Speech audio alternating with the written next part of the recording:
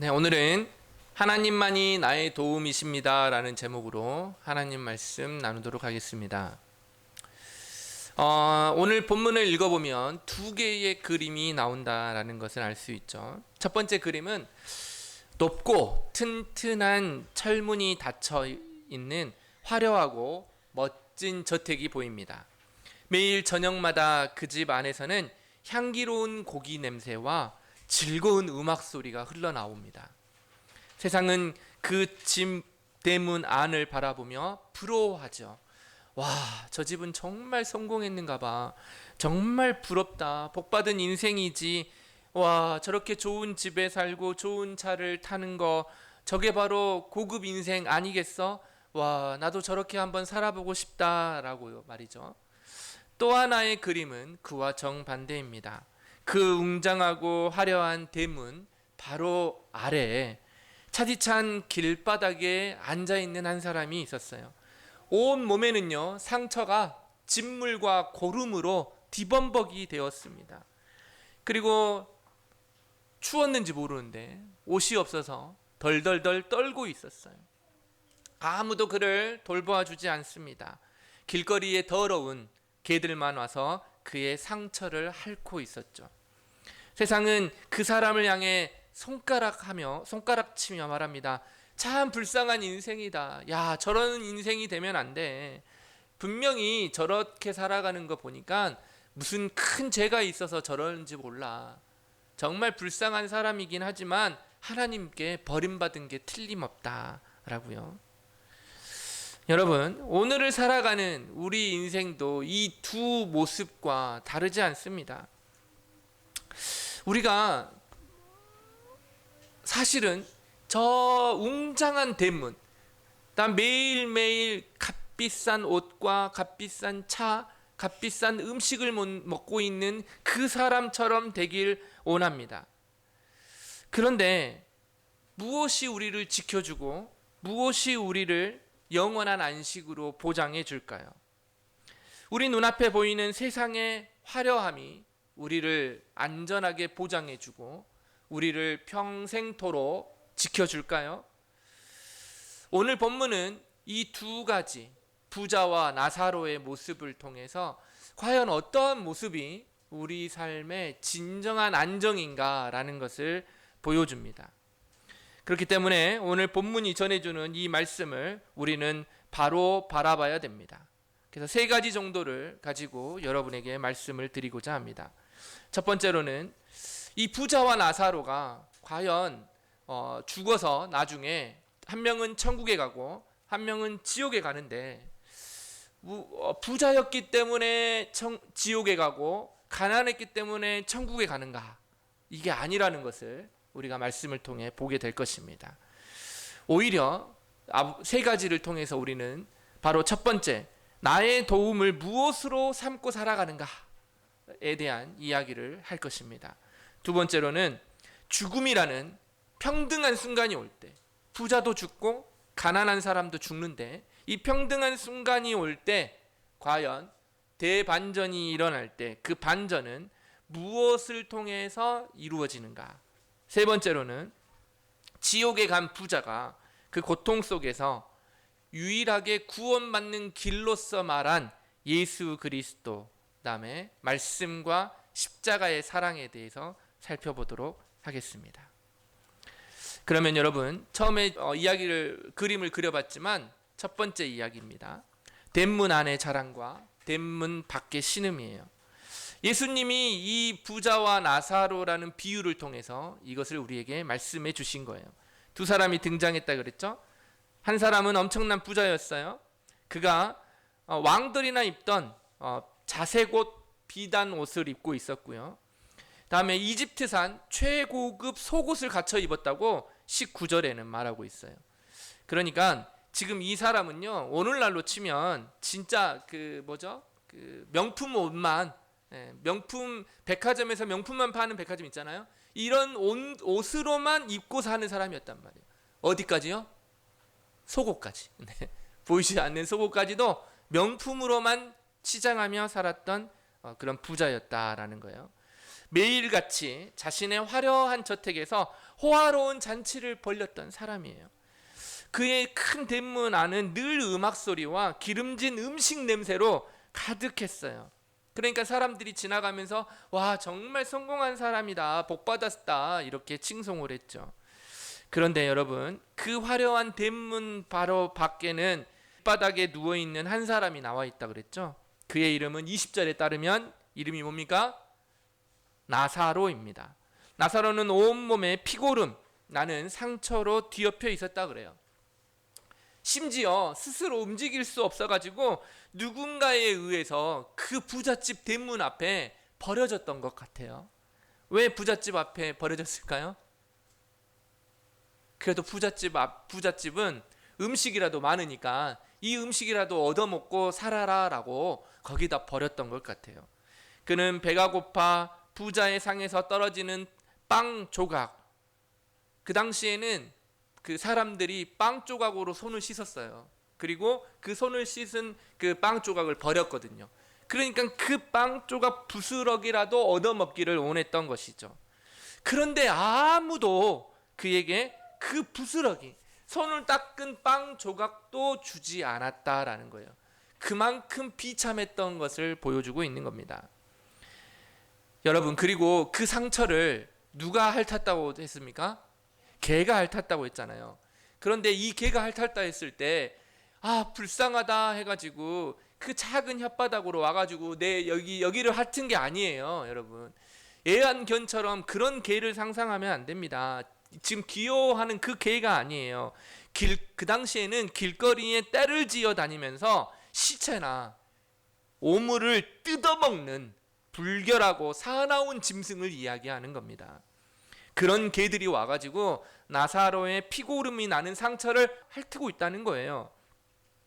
나사로는 손을 흔들어가지고 개가 막 와가지고 자기 상처를 핥고 있으면 어떻게 됩니까?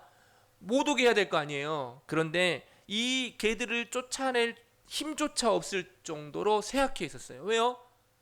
빵도 제대로 먹지 못했으니까, 먹을 게 별로 없었으니까요. 개들이 상처를 핥을 때마다 온 몸을 찌르는 고통과 수치심은 극에 달했을 것입니다. 그래서요, 옛 유대인들의 랍비들의 문헌인 미시나의 보충 설명서인 토세프타라는 책이 있는데요. 거기에 보면 유대 사회에서 사람의 삶이라고 부를 수조차 없는 가장 비참한 인생 3가지를 뽑았어요. 뭐냐면 첫 번째는 남의 음식에 의존해서 겨우 살아가는 삶. 우리 예전에 여러분 본 적이 없죠? 목사님 어렸을 때 거지 본 적이 있어요. 거지들 보셨죠? 네, 거지들 많았습니다. 각설이도 있었어요. 저 어렸을 때. 집마다 진짜 깡통 있잖아요. 우리 영화에서 TV에서나 보는 이 깡통을 가가지고 음식을 받아먹는 거지도 있었고요. 움막 같은데 저 다리 밑에서 지어놓고 사는 거지들이 있었거든요. 진짜로. 네, 그런 사람이 가장 비참한 인생이라고 그랬어요. 두 번째로는요, 아내의 통치 아래 살아가는 삶이 비참한 삶이라고 그랬어요.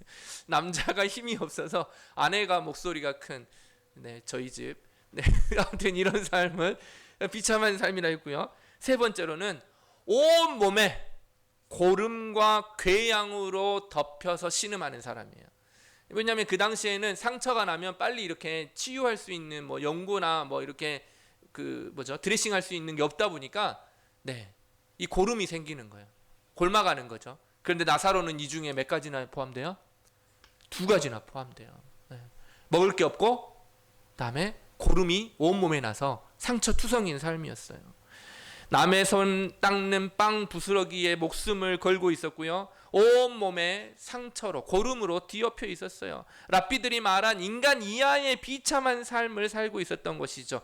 그러니까 나사로는 가장 불쌍하고도 비참한 모습의 극단을 보여주고 있는 거라는 거예요.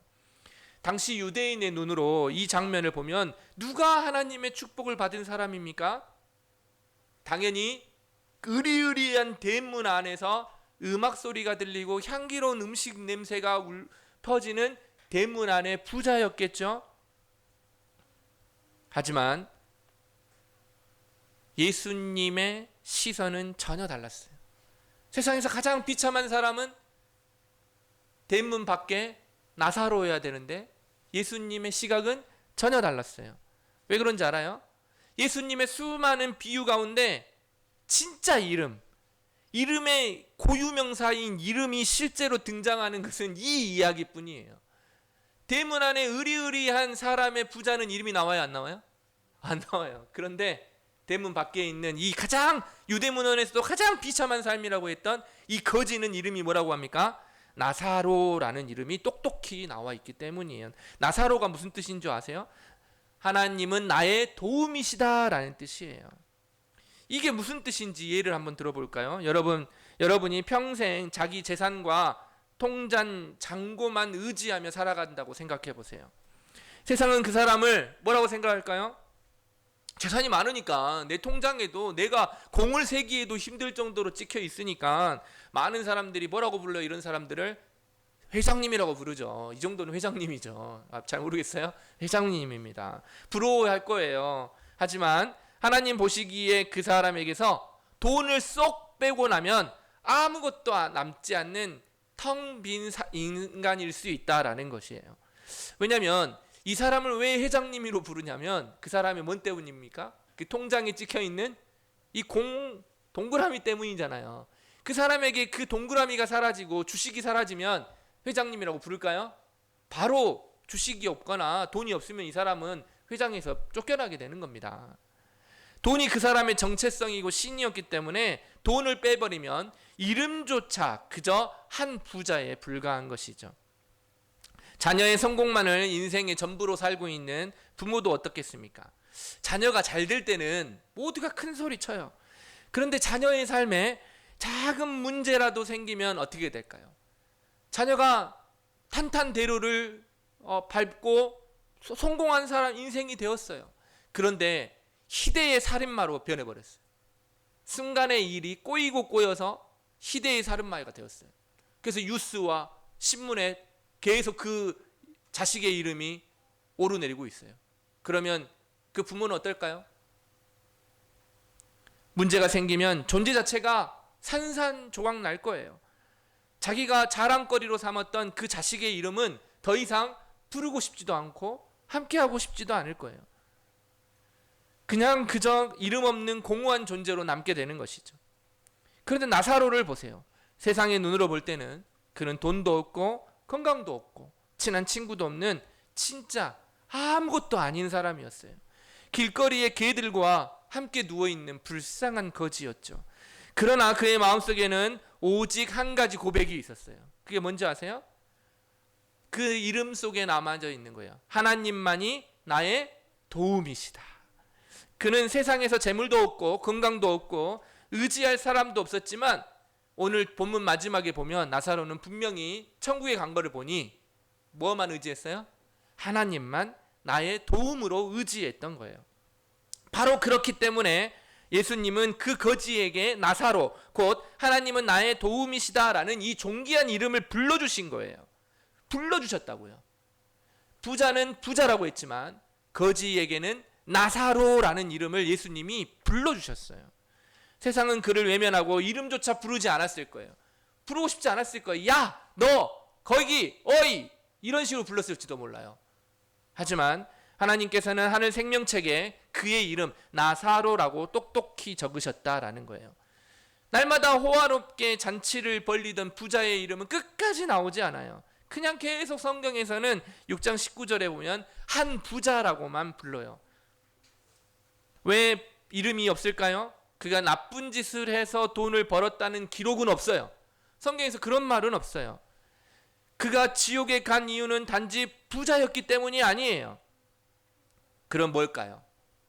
그가 하나님이 아닌 돈과 재물을 자기 인생의 최고의 보물, 결국 하나님이 나의 도움이 아니라 이 돈과 재물이 나의 하나님이었기 때문이에요.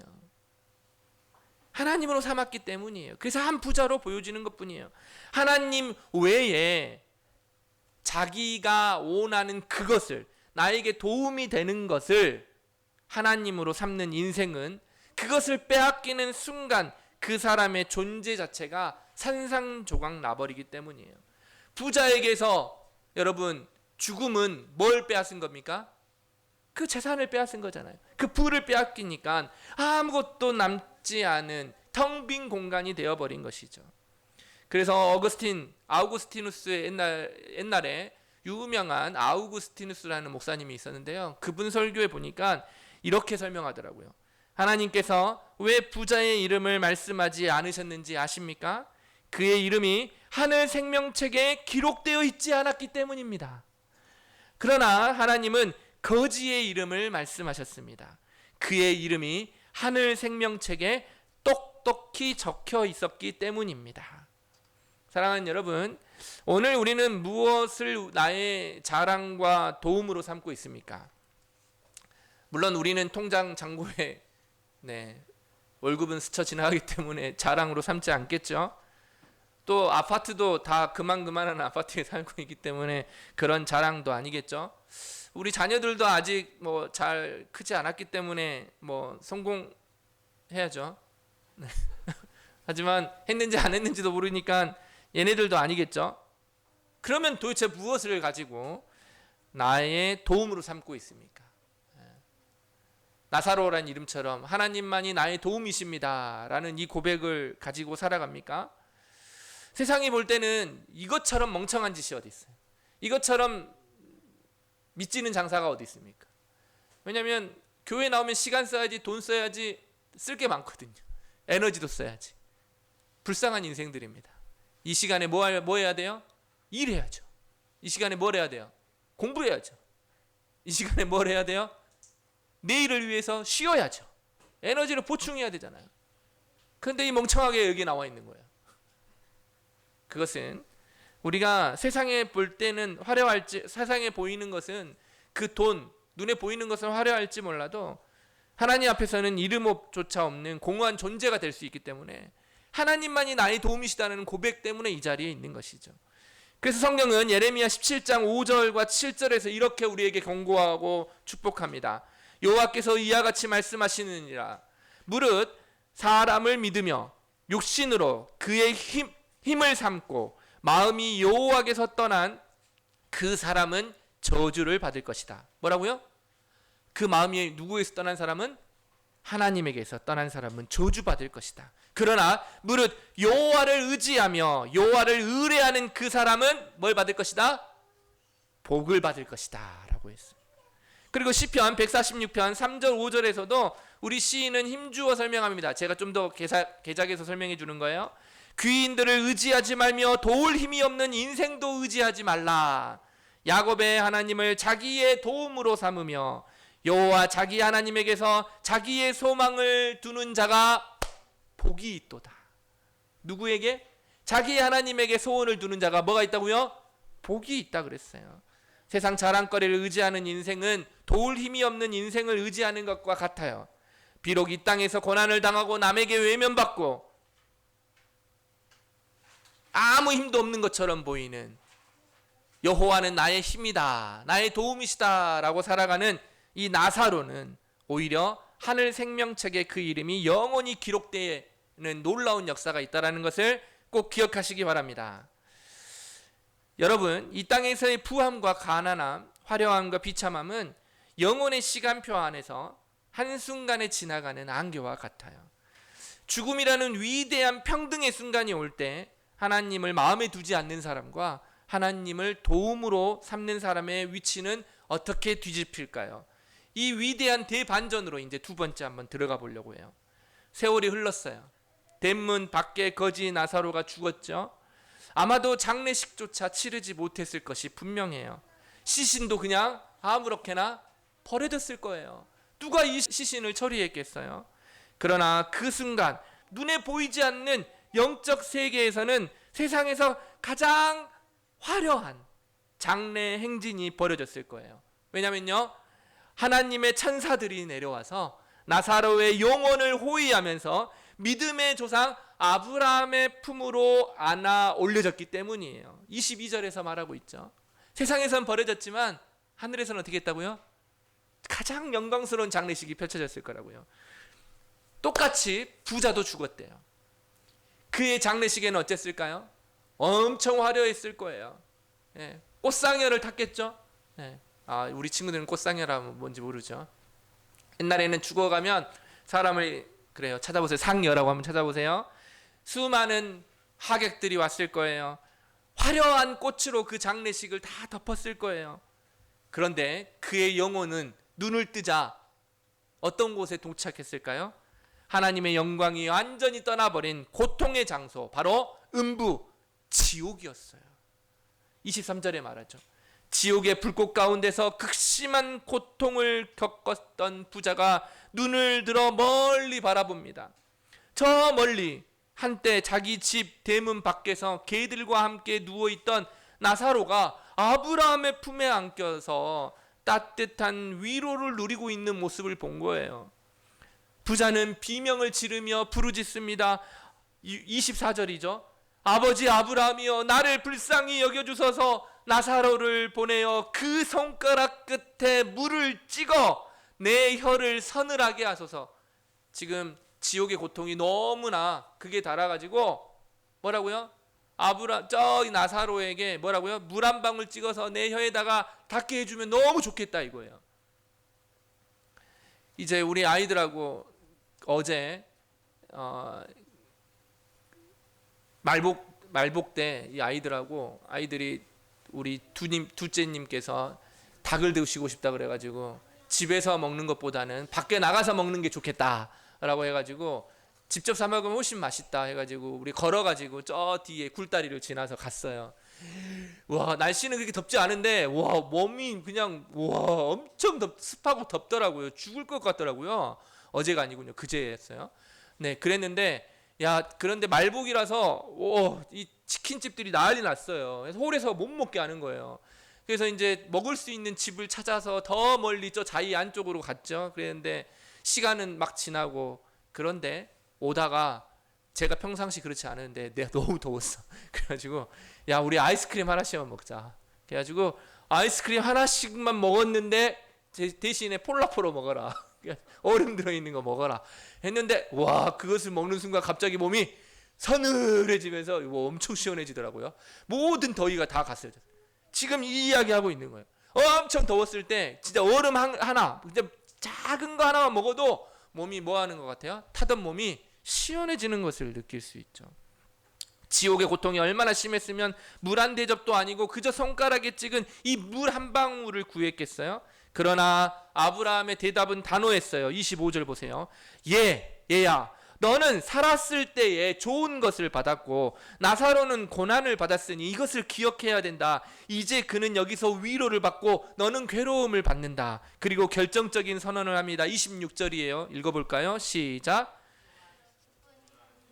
너희와 우리 사이에 큰 구렁텅이가 놓여 있어 여기서 너희에게 건너가고자 하되 갈 수 없고 거기서 우리에게 건너올 수도 없게 하였느니라. 네, 이 장면에서 성경이 가르치는 이 우리가 죽고 난 삶에 대한 실체를 보여주고 있어요. 바로 이 존 칼뱅 목사님은요, 성경에 그려진 이 내세의 모습을 인간의 언어로 천국과 지옥의 실제를 보여주는 엄중한 그림이라고 강조했어요. 그리고 웨스터민스터 소유리문답 37문은요, 신자가 죽을 때 그리스도로부터 어떤 유익을 얻는지를 다음과 같이 보여줍니다. 신자가 죽을 때는요, 그들의 영혼은 완전히 거룩하게 되어서 즉시 영광 중에 들어갑니다. 그리고 그들의 몸은요, 여전히 그리스도와 연합된 채로 부활 때까지 무덤에서 쉰다 그래요. 그러니까 나사로는 어떻게 되었다는 거예요? 이 땅에서 고통을 겪었지만 즉시 거룩하게 되어서 하나님 나라의 영광스러운 위로로 들어갔다라는 말이에요. 반면에 하나님을 거부한 부자는 어떻게 됐습니까? 죽음 이후에 있는 영원한 형벌의 장소, 지옥으로 갔다라는 말이에요. 그래서 C.S. 루이스는요, 그의 천국과 지옥의 이혼에서 이렇게 말했어요. 세상 사람들은 천국과 지옥을 어정쩡하게 타협하거나 사랑의 하나님이 얼마나 사람을 지옥에 보내겠어? 라며 지옥을 부정하려 합니다. 그러나 루이스는 이렇게 당당하게 말해요. 천국과 지옥 사이에는 절대로 타협할 수 없는 영원한 단절이 존재하며 이 땅에서의 선택이 영혼을 결정하는 엄중한 양자택일이 된다는 사실입니다. 이런 차원에서 여러분, 지옥과 천국은 분명히 존재할 뿐만 아니라 서로 왔다 갔다 왕래할 수 없는 그런 곳이라는 거예요. 그리고 우리는 죽으면 천국에 가든지 어디 가든지 지옥에 가든지 하게 된다는 거예요. 이런 차원에서 지옥의 본질을 아주 두 가지 차원으로 제가 좀 더 쉽게 설명해 보려고 해요. 첫 번째로는 지옥은 어떤 곳이냐? 모든 것이 부서지고 해체되는 곳이에요. 뭐라고요? 모든 것이 부서지고 해체되는 곳이에요. 만물을 유지시키시는 하나님의 은혜가 완전히 떠나버린 곳이 바로 지옥이라는 거예요. 하나님을 떠난 이기심과 교만, 원망이 영원히 폭발하여서 영혼이 아니라 영혼이 스스로를 부수고 파괴하는 곳이 지옥이라는 말이에요. 그래서 계속 부서지고 해체되는 곳이에요. 두 번째로는 하나님의 공의가 살아있는 곳이 바로 지옥이에요. 지옥은 하나님이 불쌍한 사람들을 억지로 밀어넣는 감옥이 아니에요. 이 땅에서 평생 동안 하나님, 내 인생에 간섭하지 마세요, 내 마음대로 살게 내버려 두세요 라고 부르짖던 사람들에게, 그래, 마침내 네 선택대로 그렇게 해라, 네가 원하는 대로 그렇게 해라 라고 내버려 두시는 그 공간이 바로 공의의 장소인 거예요. 왜냐하면 그렇게 내버려 뒀을 때 뭐가 있는 겁니까? 그 죄값에 대한 심판, 공의의 하나님의 심판이 있기 때문이에요. 그렇다면 부자는 돈이 많았기 때문에 지옥에 갔다는 말일까요? 아닙니다. 지옥 속의 부자를 보세요. 그는 끝까지 뭐 하지 않습니까? 회개하지 않아요. 그는 뭐 하지도 않습니까? 용서를 구하지도 않아요. 오히려 지옥에서도 나사로를 자기 하인처럼 부리려고 나사로에게 뭐 하라는 거예요? 손에 물을 찍어서 내 혀에 닿게 하라고 시키고 있잖아요. 아직까지도 정신을 못 차리고 있어요. 그는 끝까지 이기심에 갇혀서 핑계를 대고 남 탓을 하는 사람이에요. 그래서 지옥에는 은혜도 없고 회개도 없고 탈출구도 없다는 거예요. 영원한 시면 건너편에 들려오는 지옥의 부르짖음은 오늘을 살아가는 우리에게 엄중한 경고를 주는 거예요. 지옥에는 단 한 방울의 자비도, 죽은 후에 회개도 불가능합니다. 그렇다면 여러분, 우리는 어떻게 해야 우리 사랑하는 가족과 이웃이, 그리고 우리가 이 무서운 이 형벌에서 구원받아서 하늘 소망을 누릴 수 있을까요? 그러면 우리는 둘 중에 하나를 가게 된다 그랬죠? 여러분, 지옥 가고 싶어요? 가고 싶은가 보네요. 한번 가봤다 오려고요? 그럼 대답이 왜 이래요? 아니요. 그렇죠. 이렇게 정확하게 나와야죠. 그럼 우리 모두가 천국에 가는 방법이 무엇일까? 바로 세 번째 이야기입니다. 자신의 상태가 돌이킬 수 없음을 깨달은 부자는 이제 두 번째 이런 도움을 요청합니다. 이 땅에 남겨진 자기 형제들을 위한 거였어요. 27, 28절 볼까요? 시작. 그러면 아버지여 구하노니 나사로를 내 아버지의 집에 보내소서. 내 형제 5이 있으니 그들에게 증언하게 하여 그들로 이 고통받는 곳에 오지 않게 하소서. 첫 번째는 뭐였어요? 이 손에 물을 찍어서 자기 혀를 서늘하게 해달라 했는데 구렁텅이가 있으니까 못 간다 그랬죠? 할 수 없다. 그러니까 다시 두 번째 지금 이야기하는 거예요. 그럼 그건 안 된다면 나와 같은 고통을 당하지 않도록 우리 형제들에게 나사로를 보내가지고 오지 않게 해라. 너희들은 나와 같은 이 지옥에 오지 않도록 해야 한다. 그래서 나사로를 보내가지고 그 이야기를 해달라라는 거예요. 왜 나사로를 보낼까요? 나사로가 부활해가지고 자기 형제들에게 간다면 그 기적을 보고 형제들이 깜짝 놀라서 회개할 거라고 생각했던 거예요. 부활한 사람이 오면요. 그러나 아브라함은 대답이 무엇이었습니까? 바로 29절 한번 볼까요? 시작. 모세와 선지자들이 있으니 그들에게 들을지니라. 여러분, 여기서 모세와 선지자들이 무엇입니까? 바로 여기서 말하는 모세와 선지자라는 말은 기록된 하나님의 말씀, 성경이라는 말이에요. 그런데 부자는 다시 이 말에 대해서 반박합니다. 성경이 있으니까 성경 보면 된다라고 했더니 반박해요. 30절이죠. 그렇지 아니하니이다. 아버지 아브라함이여 만일 죽은 자에게서 그들에게 가는 자가 있으면 회개하리이다 라는 거예요. 그러자 아브라함은 성경의 진리를 관통하는 아주 위대한 선언을 하고 있어요. 31절이에요. 시작. 모세와 선지자들에게 듣지 아니하면 비록 죽은 자 가운데서 살아나는 자가 있을지라도 고난을 받지 아니하리라. 아멘. 여러분, 이 말이 무슨 말입니까? 사람이 회개하지 않고 하나님을 믿지 않는 이유가 무엇이에요? 증거가 부족해서일까요? 아니에요. 증거는 차고 넘쳐요. 기적이 없어서일까요? 아닙니다. 기적도 차고 넘쳐요. 무엇 때문일까요? 바로 하나님의 말씀을 거부하고 이 단단해진, 이 완악한 돌과 같은 이 마음이 부서지지 않기 때문에 하나님을 믿지 않는 거예요. 회개하지 않는 거예요. 실제로 성경을 보십시오. 예수님께서 베다니의 나사로를 죽은 지 사흘 만에 살리셨을 때 그것을 본 유대 지도자들이 회개했다는 거 보셨습니까? 안 했습니다. 도리어 예수님과 나사로까지 함께 죽이려고 음모를 꾸몄습니다. 예수 그리스도께서 십자가에서 죽으시고 3일 만에 부활하셨을 때 대제사장들이 회개했습니까? 아닙니다. 오히려 마태복음 28장 11절 15절까지 보시면 돈으로 군사들을 매수하여서 부활이 없던 일로 만들려고 했던 것을 볼 수 있어요. 기적은 사람의 마음을 바꾸지 못합니다. 그 어떤 것으로도 사람의 마음을 바꾸지 못해요. 오직 성령님으로 감동된 하나님의 말씀만이 단단한 죄인의 마음을 깨트리고 참된 회개로 인도하실 줄 믿기 바랍니다. 성경은 우리가 구원받고 하나님 나라의 백성으로 살아가기에 조금도 부족함이 없는 완벽하고 충분한 진리의 말씀이에요. 그러니까 죽은 자가 살아나서 야, 너 이렇게 사면 네 형처럼 돼. 너 지옥에 갈지 몰라 라고 백날 말한다는 듯 믿지 않는다는 거예요. 무엇을 믿지 않으면요?